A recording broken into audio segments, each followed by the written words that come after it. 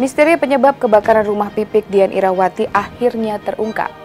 Ivi sebagai tersangka pencurian uang sengaja membakar rumah Pipik pada hari Jumat 2 minggu lalu.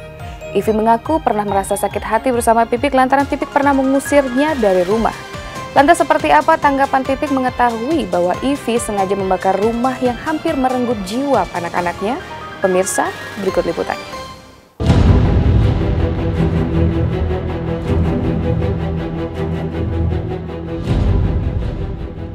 Misteri yang selama ini menyelimuti kasus kebakaran di kediaman almarhum Ustadz Jeffrey Al-Bukhari pada Jumat dini hari 20 Juni 2014 akhirnya terungkap. Jika awalnya korsleting listrik diduga menjadi penyebab utama kebakaran, maka penyelidikan Polres Jakarta Selatan menemukan fakta yang mencengangkan. Tersangka IV yang sedang menjalani pemeriksaan lantaran melakukan pencurian ketika kebakaran terjadi ternyata juga merupakan dalang yang menyebabkan kebakaran. Tersangka mengaku sakit hati karena 2 hari sebelum membakar rumah, IV diusir oleh Pipik. Pertama kita menangani perkara dengan tersangka inisial IF ya, IV, itu dengan kasus pencurian 363. Kemudian dari hasil pengembangan dalam proses penyidikan, kemudian kita dapatkan keterangan bahwa yang bersangkutan juga yang melakukan pembakaran terhadap TKP. Kemudian motifnya yang disampaikan berdasarkan keterangan daripada tersangka adalah dikarenakan sakit hati. Kemudian dengan apa tersangka melakukan, yaitu dengan menggunakan korek api gas. Jadi dia menggunakan korek api gas, kemudian dia bakar korden di ruang tamu lantai 1, akhirnya menyambar ke ruang lainnya. Dari semenjak tinggal di rumah, banyak sikap yang kurang mengenakan. Saya dapat laporannya dari orang-orang rumah kalau dia pernah bawa motor almarhum keluar, boncengin Abizar untuk di jalan untuk ngebut gitu. Itu saya udah mulai kesel, cuma saya tidak berani negur gitu ya. Terus yang kedua, dia pernah ngajarin main kartu juga anak-anak gitu tanpa sepengetahuan saya. Nah itu saya laporan itu semua dari orang rumah, yang akhirnya sampai 2 hari sebelum kebakaran dia mengambil airsoft gun-nya almarhum. Orang rumah yang lapor ke saya dan saya juga tidak mau negur dulu. Akhirnya saya mengambil keputusan saat 1 hari sebelum kebakaran itu saya minta tolong sama orang rumah, ya udah dia suruh pulang aja dulu. Saya bilang begitu karena saya nggak mau langsung negur ke dia. Terus akhirnya orang rumah yang menyuruh dia pulang dan saya masih kasih uang dia. Ya setelah itu ya sudah, ya dia mengakui bahwa dia melakukan dia yang membakar rumah saya. Pepatah air susu dibalas dengan air tuba kiranya tepat untuk menggambarkan nasib malang yang sedang dialami Pipik. Kebaikannya menerima IV ternyata berbuntut kerugian materi yang tak terhitung. Pipik yang merasa memiliki alasan mengeluarkan IV dari rumah karena dianggap memberikan efek buruk pada buah hatinya, tak mengerti mengapa IV mengaku sakit hati dan tega membakar rumahnya.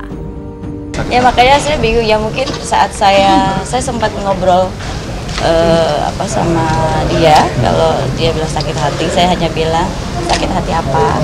Karena sebulan kamu tinggal di situ pun juga saya tidak pernah melarang, mau makan di sana, tidur di sana, apapun, kadang saya kasih uang. Pengakuan dia, karena dia kesel, dia disuruh pulang itu, gitu kan? Ya, karena selama 2 hari saat disuruh pulang itu dia tidurnya di jalanan. Gitu. Mungkin itu modus. Kalau saya pikir dia psikopat ya. Soalnya nanti mau diperiksa untuk urusan kejiwaannya. Karena kejadian ini tidak hanya kerugian materi yang harus ditanggung Pipik, tetapi kesehatannya juga sempat terganggu hingga harus mendapatkan perawatan selama beberapa hari di rumah sakit. Tetapi terlepas dari semua kejadian yang harus ditanggung Pipik, ia tidak mau menyimpan dendam terhadap IV yang dikenakan pasal 187 KUHP dengan masa hukuman maksimal 12 tahun penjara karena perbuatannya. Dengan kelapangan hati, istri almarhum UJ ini lebih memilih memaafkan pria yang sempat menjadi muridnya itu. 187 KUHP. Ya, ancaman hukumannya sampai dengan 12 tahun.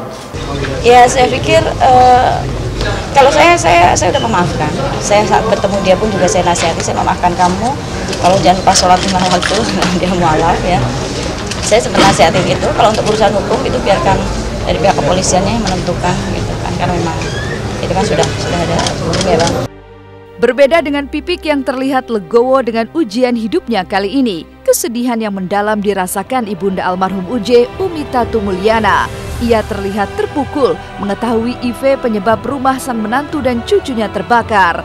Apalagi banyak barang-barang kenangan milik almarhum UJ hangus terbakar dalam kejadian tersebut. Tersangka IV sendiri saat ini menjalani perawatan lantaran menderita sakit di bagian perutnya. Sedang dirawat di Rumah Sakit Keramat Jati karena sejak kita amankan di sini dengan perkara kasus 363, tersangka mengalami sakit perut yang agak melilit, terus kita cek ke Keramat Jati masih dalam perawatan.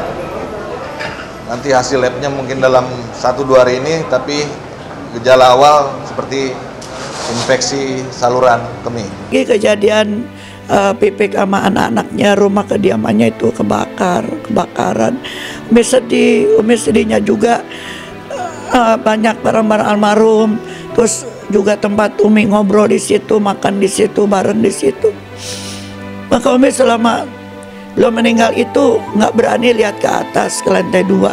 Selama 40 malam juga Umi dibawa aja. Kenapa nggak tega lihat anak Umi pas melihat di TV, ditayangin kamar mandi UJ udah pada hitam, ya Allah.